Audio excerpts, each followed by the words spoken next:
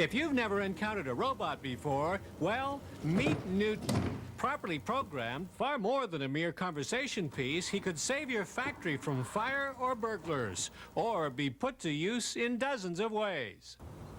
If you want more muscle, well, holler for Big Brother Max. My name is Max. How can I help you today?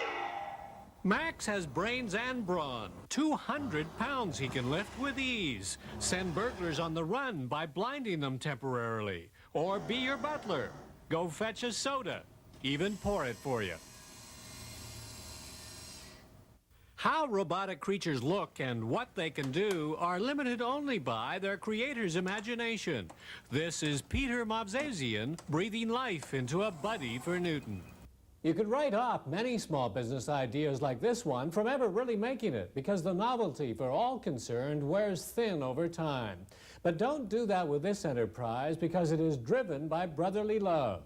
And as long as there is breath in this entrepreneur, he vows he'll press on against the odds. Help his quadriplegic brother every way possible is Peter's mission. Sidekick, as he calls it, is his latest solution. Today's Sidekick is helping teenager Debbie Faith, who needs the remote to watch TV.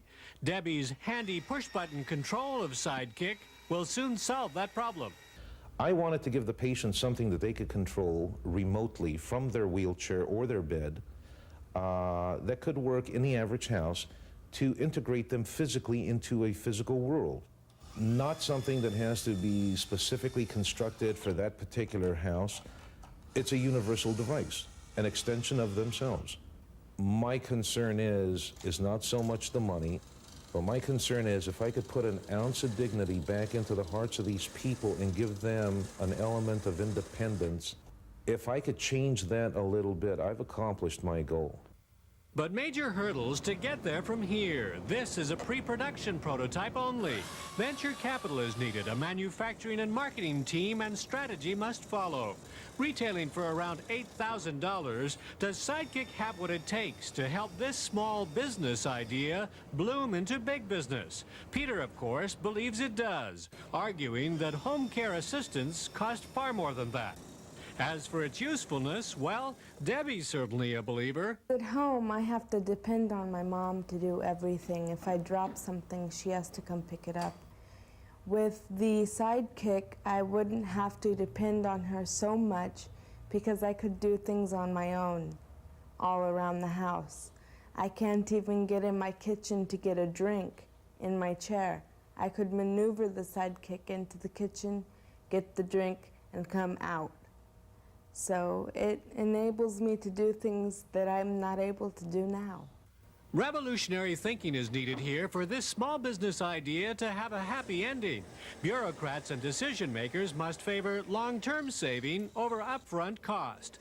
That'd create the market to generate the capital to mass produce the product. Debbie and millions of extra challenged people like her are hoping that happens sooner rather than later. It's like introducing you to a whole new world. Only difference is the world's electronic, so what? I mean, these things could help millions of people. It's like your own buddy. It's cool. Come back and see me again sometime, won't you? Bye-bye. In Santa Ana, California, Bruce Page, First Business.